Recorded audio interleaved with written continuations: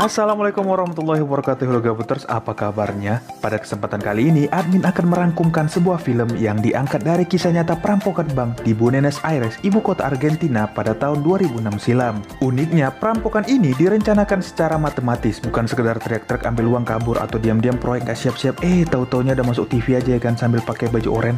Walaupun pada akhirnya para perampok ini tertangkap jua, namun hakim hanya menjatuhi mereka dengan hukuman ringan. Paling lama 7 tahun, ada yang 1 tahun lebih lah. Loh, kenapa Min? Mau tahu langsung aja kita masuk, yuk cari posisi nyaman, rilekskan badan, nyalakan udut, selamat menonton, dan ini dia The Heist of Century 2020.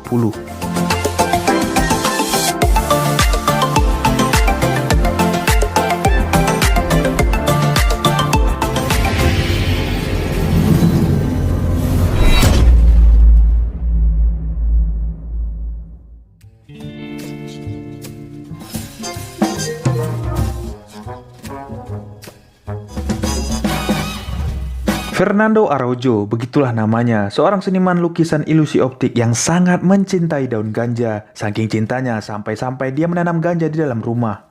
Selain seorang seniman, Fernando juga seorang instruktur seni bela diri. Di perjalanan pulang setelah melatih, hujan turun. Fernando berteduh sejenak sambil sebat. Tiba-tiba Fernando mengamati arah aliran air yang membawa puntungannya hingga masuk ke dalam saluran drainase. Tak disangka, tepat di depan mata kepalanya berdiri kokoh sebuah bank kurio, bank lokal di kota tersebut. Entah apa yang terbesit dalam pikirannya, namun Fernando terus mengikuti setiap lubang drainase hingga berakhir di ujung saluran pembuangan yang berjarak beberapa ratus meter dari bank kurio. Lantas Fernando pun masuk ke dalam saluran itu dan disinilah terbesit dalam kepalanya untuk membobol bank kurio. Fernando pun mengajak rekannya Marciano yang seorang mekanik mesin, dan si Marciano ini pun setuju. Namun satu hal yang kurang, mereka membutuhkan dana operasional yang tidak sedikit. Fernando mendatangi temannya Eldok, begitulah sebutannya, untuk mendanai aksi mereka tersebut. Namun pada saat itu Eldok sedang tidak memiliki uang. Dia pun memperkenalkan seorang rekan lamanya bernama Mario, gak pakai bros. Pada saat itu Mario tengah potong rambut di tempat anak perempuannya bekerja.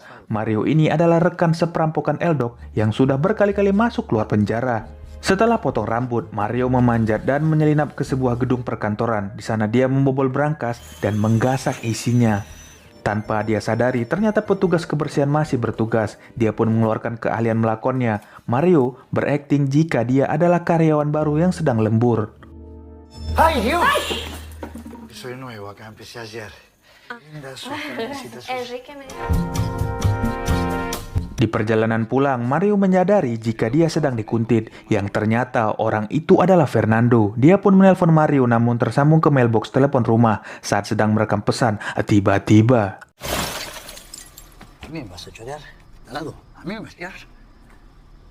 setelah memutar rekaman mailbox, Mario yang belum mengenal Fernando akhirnya menyadari jika dia miskomunikasi, yang mana orang yang tadi dia ancam adalah orang yang ingin mengajaknya berbisnis. Lantas mereka pun bertemu di sebuah toko es krim. Di sana Fernando langsung menjelaskan rencananya, namun Mario tidak langsung menyetujui karena dia ingin tahu terlebih dahulu detail tentang rencana Fernando. Berangkatlah mereka ke lokasi. Di depan bank kurio, Fernando memasukkan semacam alat ukur ke dalam saluran drainase, lalu masuk dari ujung saluran, yang pada akhirnya setelah melihat-lihat, Mario pun setuju dan ikut dalam rencana.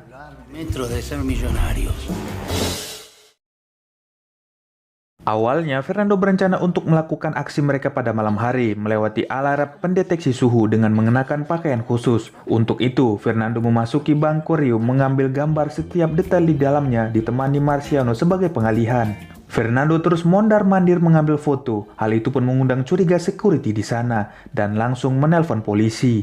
Melihat polisi datang, Fernando beranjak dan hendak pergi, namun dia ditahan dan dibawa menuju ruang interogasi. Ternyata Fernando sengaja membuat security curiga agar dia bisa dibawa ke ruang interogasi, di mana Fernando bisa mengamati sekitar dan memprediksikan lokasi ruang brankas itu berada. Dan saat diperiksa, polisi dan security tidak menemukan apa-apa karena Fernando telah mencabut SD card-nya. Y acá las cajas de seguridad, cientos y cientos. Setelah mendapatkan cukup informasi, Fernando menggambar sketsa gedung Bank Koryo secara lengkap mulai dari tempat CCTV, pos keamanan, dan juga posisi berangkas uang yang berada di bawah tanah. Mereka berencana untuk menjebol dinding ruangan interogasi yang ternyata berada di bawah pintu masuk utama bank yang tak jauh dari lubang drainase. Menggunakan diameter ban sepeda pertemuan pentil ban dengan spakbor, Eldok mengukur jarak antar lubang drainase dengan ruangan tersebut. Didapatkanlah jaraknya 7 meter 10 inci dengan kedalaman dari palka drainase sedalam 18 meter. Fernando mengkalkulasikan sudut kemiringan pengeboran. Fernando juga mengatakan jika aksi mereka tidak merugikan nasabah karena uang-uang mereka akan diganti oleh pihak bank setelah pihak asuransi mencairkan dananya. Yo sigo gastando. Dengan peralatan seadanya, mereka mulai mengebor dinding gorong-gorong. Marciano juga membuat garis panduan menggunakan tripod dan laser seadanya karena tidak memiliki theodolite yang harganya juga lumayan mahal. Itu loh alat yang bisa dipakai anak teknik sipil kalau lagi pas ngukur jalan, tahu kan? Rekan mereka bernama Berto ikutan join dan si Berto ini menanyakan perihal cara membuka kotak-kotak nasabah. Jika menggunakan cara biasa, diperkirakan butuh 7 jam untuk membuka 400 kotak dan itu sangat tidak efisien. Untuk menentukan caranya, Mario menyewa salah satu kotak di Bank Koryo di cabang berbeda yang tujuannya untuk memperhatikan mekanisme penguncian. Perfecto. Di suatu ketika, mereka sengaja memarkirkan van curian yang sudah diganti warnanya tepat di atas sebuah lubang drainase yang akan menjadi pintu pelarian mereka. Tiba-tiba, polisi yang berpatroli menghampiri. Mereka pun beralasan sedang menunggu salah satu teman mereka.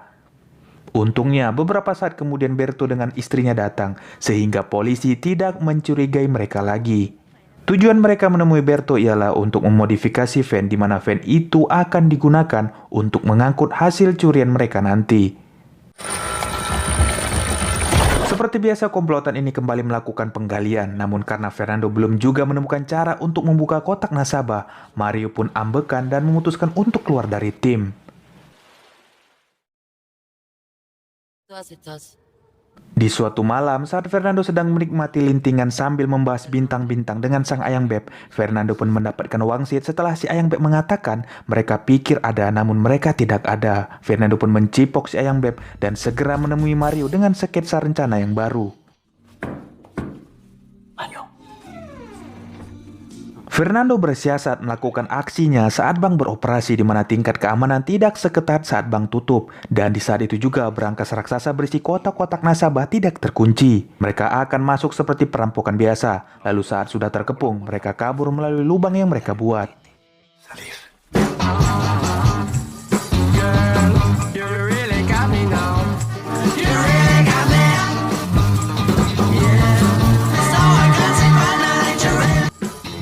Relajación. Setahun sudah mereka mempersiapkan semuanya dengan matang. Pada Januari 2006, sebelum melakukan aksinya, para komplotan ini menutupi sidik jari menggunakan lem Alteco. Marciano bertugas menembus tembok melalui lubang. Fernando dan Berto menyamar menjadi nasabah. Begitupun dengan Mario dan Eldok. Mereka masuk melalui parkiran membawa mobil berisi alat-alat pembobol kotak nasabah. Aksi pun dirangkai menjadi 7 tahap. Untuk tahap pertama, mereka menguasai ruangan dan menyandra semua orang-orang di sana. Lalu setelah polisi datang, Fernando keluar untuk mengancam polisi jika mereka tak segan-segan akan membunuh nasabah jika polisi berani macam-macam. Sedangkan Berto mengunci gerbang parkiran. Dale, vení acá. Dale, dale, dale. Dale. Dilanjutkan dengan tahap kedua, yaitu ruang perlindungan. Dengan ancaman nyawa, mereka memaksa kepala security untuk keluar dari ruang keamanan, lalu kemudian mengeluarkannya dari bank sehingga tak ada pihak keamanan yang akan mengganggu aksi mereka. Etapa 3, cámaras. Tahap ketiga, kamera. Mereka mematikan seluruh CCTV yang ada di tiap sudut ruangan. Dilanjutkan dengan tahap selanjutnya, di mana Marciano menjebol tembok ruang interogasi untuk akses mereka keluar. Lalu menuju parkiran untuk mengangkut alat pembobol kotak nasabah hasil ciptaan Marciano. Menggunakan kekuatan hidrolik, alat pembobol itu mampu merusak kunci kotak hanya dalam 7 detik saja.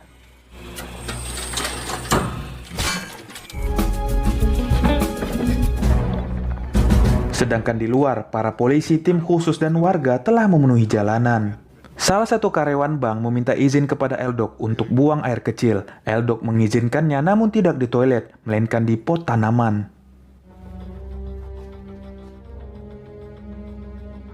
¿Alguien me escucha ahí? Negosiator polisi bernama Miguel Sileo menelpon ke dalam bank yang kebetulan diangkat oleh Mario. Mario mengancam akan membunuh Sandra jika Miguel tidak menjauhkan polisi dari gedung. Miguel pun menurutinya namun masih menyisakan 2 sniper di atas. ¿Te puedo ayudar? ¿Quién sos, vos negociador? Por favor, acércate, a ver. Mira. Yo hablaré que esté muy nervioso. ¿Por qué no me lo liberas? ¿Puedo ir al baño, por favor? Dan lagi-lagi si karyawan bank ini kembali meminta izin karena kasihan Mario pun melepaskan Sandra tersebut.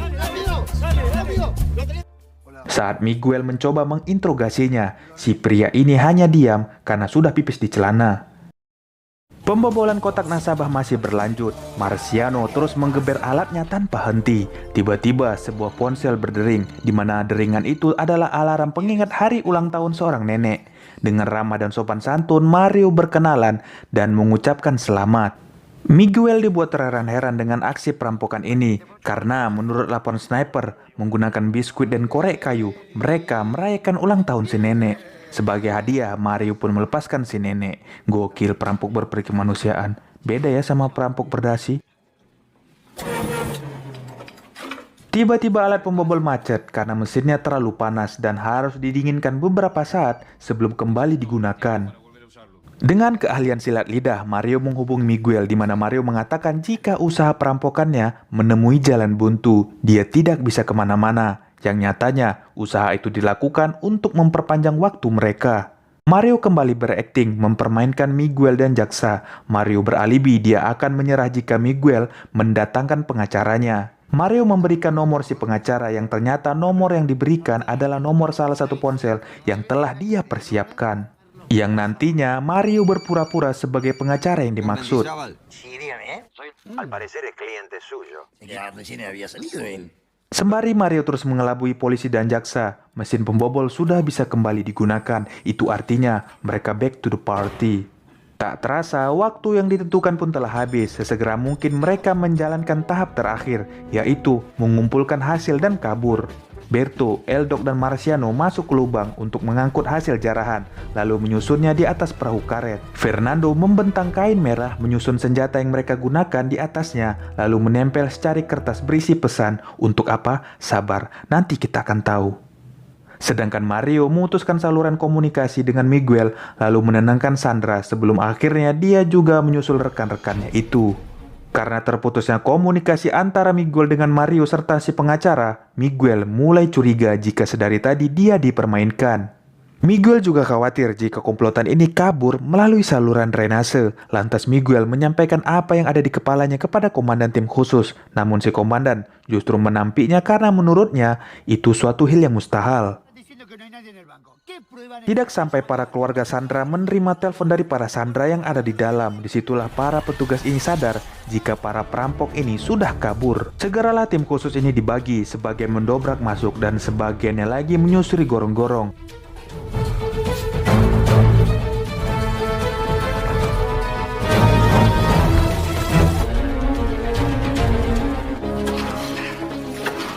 Vamos con los remos.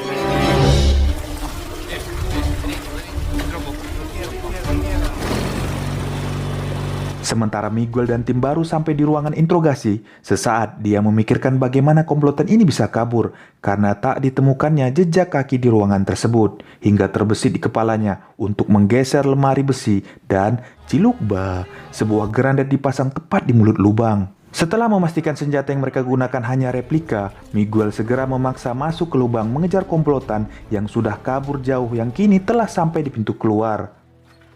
Dengan bantuan sepupu Eldok, mereka mengangkut semua harta tersebut ke dalam van menggunakan semacam mesin pengait.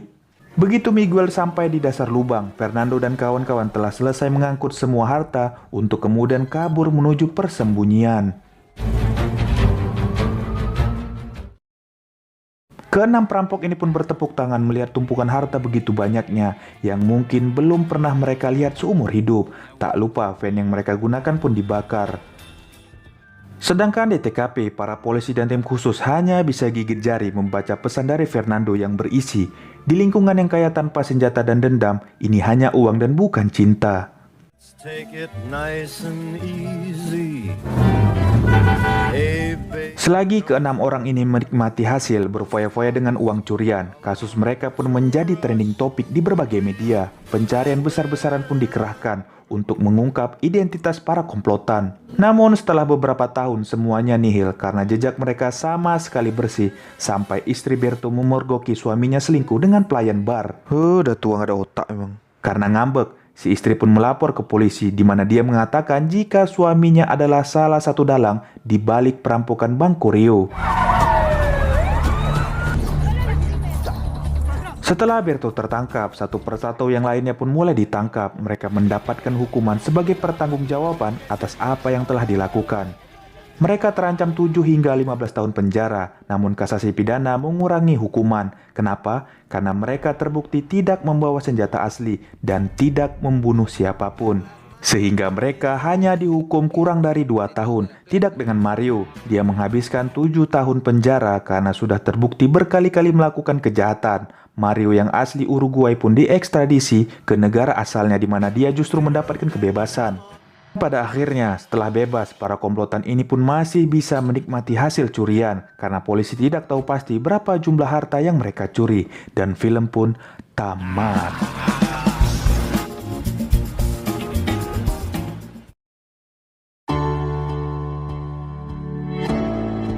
Walau menggagas alur maju mundur, namun film ini cukup mudah untuk dipahami dan dipastikan film ini hampir sama dengan kejadian aslinya karena penulisan cerita langsung ditulis oleh Fernando Araujo, otak dibalik pencurian. Sisanya ya ada efek-efek dramatis lah biar seru ya kan. Pesan dari admin, jangan pernah mencuri karena mencuri itu pastinya dosa. Kalau kepepet min, ya tetap nggak boleh lah. Sekian dulu alur kali ini. Jika ada yang mau ditambahkan silahkan di kolom komentar. Jangan lupa makan, jaga kesehatan. Seperti biasa, makin gabut makin sakit. Mamam tuh.